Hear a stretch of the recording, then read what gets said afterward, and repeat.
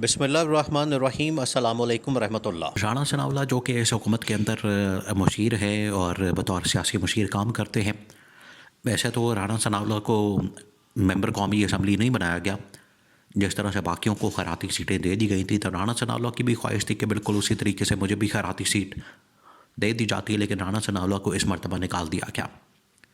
और राणा सनाउल्लाह क्योंकि बाहर हो गए थे, अब उनको बड़ी फ़िक्र थी। इमरान खान का इस मरतबा ज़ोर ऐसा चला है कि बड़े बड़े बुर्ज जो नून लीग के बड़े बड़े बुर्ज समझे जाते थे 2024 के इंतखाबात में बिल्कुल फारग हो गए। राणा सनाउल्लाह उसमें से एक है। अब राणा सनाउल्लाह क्योंकि आदत से मजबूर है, इक़्तिदार और पावर के अंदर रहना है, तो बतौर सियासी मशीर जो है नवाज शरीफ को उसने कहलवा के अपने आप को लगवा लिया कैबिनेट के अंदर। अब आजकल जो है वो इमरान खान के मतलब या एहतजाज के मतलब या किसी भी सूरत हाल के मतलब राणा सनाउल्लाह बड़ी बातें करता है। किसी ज़माने में ये इंटीरियर मिनिस्टर भी रह चुका है और इंटीरियर मिनिस्टर बनने का इसको दोबारा से शौक़ था, लेकिन वो शौक़ पूरा नहीं हुआ। वो तो इस्टेब्लिशमेंट ने अपने बंदे मोहसिन नकवी को वहाँ पर लगा दिया, तो राणा सनाउल्लाह बेचारा उसमें जो है बिल्कुल फटे पे आ गया। अब राणा सनाउल्लाह मुख्तलिफ कभी PTI के एहतजाज के ऊपर बात करता है, कभी इमरान खान के ऊपर बात करता है, कभी मशवरे देता है कि PTI के ऊपर पाबंदी लग जानी चाहिए, कभी उसको फितना खान, कभी दहशतगर्द, कभी कुछ इस तरह की बातें जो है वो की जाती हैं। लेकिन आज जो सूरत हाल बन चुकी है मुल्क के अंदर, इस्लामाबाद के अंदर होने वाले डी चौक्स आने के बाद, 26 नवंबर के आने के बाद, फिर उसके बाद खुरम में होने वाले अफसोसनाक वाक़े के बाद, जैसे वहाँ पर लोगों को मारा जा रहा है, बिल्कुल उसी तरीके से यहाँ पर भी लोगों को मारा गया और उनको गोलियों का निशाना बनाया गया। लेकिन बात यह है कि जिस तरीके से लोगों को निशाना बनाया जा रहा है, ये हुकूमत के लिए अपने लिए बहुत नुकसानदेह है और हुकूमत इससे बच नहीं सकेगी। हुकूमत आखिरकार हुकूमत को इसका हिसाब किताब देना पड़ेगा। अब हामिद मीर के सामने जब राणा सनाउल्लाह बैठा, तो राणा सनाउल्लाह ने इधर उधर की कहानियाँ सुनाने की कोशिश की कि कोई बंदा नहीं मरा वहाँ पर, कोई ऐसा नुकसान नहीं हुआ, कोई खून रेज़ी नहीं हुई, कोई कत्लेआम नहीं हुआ। अब आपको पता है कि कत्लेआम जो किया गया 26 नवंबर को, जो इतना बड़ा सानिया हुआ है, इसके ऊपर जो मौलवी हज़रात हैं और उलमाए कराम हैं, उन्होंने ख़ास तौर पर जुम्मे वाले दिन बहुत सारे उलमाए कराम ने पाकिस्तान भर में इन कत्ल होने वाले आम मासूम शहरियों को जो इसमें मारे गए, उनको एक तो खराज अकीदत पेश किया, दूसरा ये कि उनकी गायबाना नमाज जनाजा पढ़ी गई और बाकायदा तौर पर मस्जिदों में ऐलान किया गया। इमरान खान के ये जो कारकुन थे, वर्कर्स थे, सपोर्टर्स थे, जिनको जानबूझकर कत्ल कर दिया गया, मार दिया गया, उनकी लाशें भी गायब कर दी गई, ये बाकायदा कत्ल की कैटेगरी में शुमार होता है और ये हुकूमत के ऊपर इसका खून है। और अगर दुनिया में ये लोग बच जाते हैं, ये तमाम खुतबों के अंदर ये बात की गई कि दुनिया में इनको मारने वाले लोग अगर बच जाते हैं तो कोई बात नहीं, क़यामत वाले दिन इनको इनका हिसाब देना पड़ेगा। और क़यामत वाले दिन ये जो मासूम कारकुन, मासूम लोगों को मारा गया है, ये लोग होंगे और जो मारने वाले हैं ये उनका गिरबान पकड़ेंगे, मारने वालों का, जिन लोगों ने मारा, जिन लोगों ने गोलियां चलाई, जिन लोगों ने ऑर्डर दिए, जिन लोगों ने मंसूबा बनाया, ये जो मरने वाले हैं ये आके तो उन लोगों का गिरबान पकड़ेंगे, हुक्मरानों का। ये इतनी खौफनाक किस्म की वहाँ पर इनके मुतालिक बातें की गई पूरे पाकिस्तान के अंदर जब इसकी गायबाना नमाज जनाजा अदा की गई। अब राणा सनाउल्लाह ये बात कर रहा है, राणा सनाउल्लाह ये कह रहा है कि वहाँ पर तो कुछ हुआ ही नहीं, वहाँ पर तो ना कोई बंदा मारा है, ना कोई ऐसा मसला हुआ है।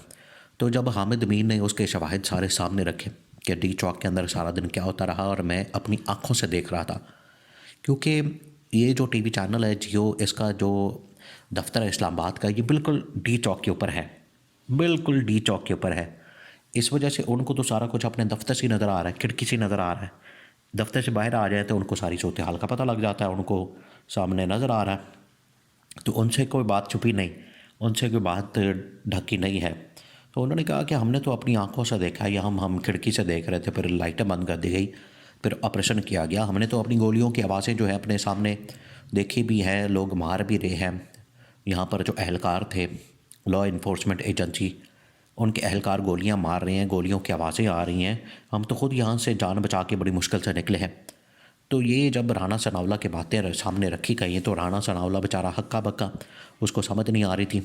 राणा सनावला के सामने फिर मतीउल्लाह जान की एफआईआर पड़ी गई और कहा गया कि ये मतीउल्लाह जान के ऊपर जो इन्होंने नशा डाला है आइस का, मतीउल्लाह जान जो है वो तो सिगरेट भी नहीं पीता बेचारा, आपने उसके ऊपर जो है आइस डाल दी। आइस भी एक किस्म का नशा होता है जो कि लोग लेते हैं, जिस तरह से चर्स वगैरह होती है। तो इस तरह से अब ये राणा सनावला बतौर मशीर, बतौर एडवाइज़र अगर काम कर रहा है गवर्नमेंट के अंदर, खैर उसने फिर मतीउल्लाह जान की एफआईआर के ऊपर तो हाथ खड़े कर दिए। उसने कहा कि ये बिल्कुल बेबुनियाद और मनगढ़ंत किस्म की और झूठी किस्म की एफआईआर उसके ऊपर काट दी गई है। चलें, आधी बात तो मानी, इमरान खान की बात को भी मान लेंगे एक दिन के। इमरान खान को जो इन्होंने जिस बर्बरियत का, जुल्म का, जबर का निशाना बनाया है, उसका अब हमें हिसाब देना पड़ेगा। और ये राणा सनावला उस वक्त जब मॉडल टाउन का वाक़या हुआ था, शहबाज शरीफ वज़ीर आला था और राणा सनावला उस वक्त पंजाब का वज़ीर दाखिला था। अब आप अंदाज़ा कर लें कैसे वही टीम, वही सोच, वही लोग, वही अप्रोच, वही प्लान, वही मंसूबा, वही साजिश, वही कत्लेआम, वही सीधी गोलियाँ और वही अफसोसनाक सानहा, वही सब कुछ हो रहा है, सब कुछ सेम वही।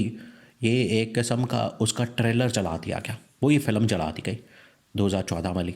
सीधे गोले मार के, सीधे फायर मार के जो है वो लोगों को वहाँ पर मार दिया गया, जिंदा मार दिया गया और उसमें हामला ख़वातीन शामिल थी। इसी तरह से यहाँ पर लोगों को मार दिया गया। लोग जो कि मासूम लोग तो निहत्थे थे, यहाँ पर सिर्फ एहतजाज करने आए थे, उनको पकड़ के तो इन लोगों ने गोलियाँ मार दी, भून डाला। अभी ये सारा कसूर जो है, ज़िम्मा जो है वो किसके ऊपर पड़ना है? वो पड़ना है शहबाज शरीफ के ऊपर। शहबाज शरीफ इस कौन से बच नहीं सकता, उसको इसका हिसाब देना पड़ेगा, बदला उसको चुकाना पड़ेगा, उसको ये एक दिन इसका हिसाब किताब देना पड़ेगा।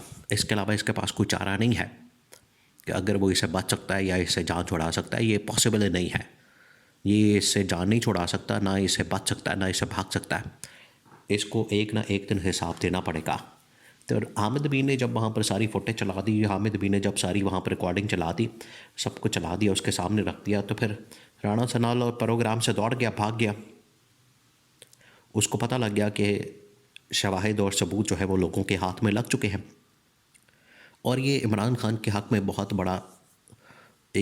बड़ी गवाही है। इतने टॉप के जर्नलिस्ट, बड़े बड़े टीवी चैनल्स, एंकर्स, वो जिनके अंदर ज़मीर मौजूद है वो इसकी बात कर रहे हैं, वो इसके ऊपर अपनी बात कर रहे हैं और इस वाक़े को मुसलसल एक्सपोज कर रहे हैं, उसको नंगा कर रहे हैं और इसमें जो ज़िम्मेदार हैं उनको कटहरे में लाने की बात कर रहे हैं, उसकी तहकीकात की बात कर रहे हैं और इसको पब्लिक के सामने तहकीकात करके ज़िम्मेदारान को कटहरे में खड़ा करने की बात कर रहे हैं।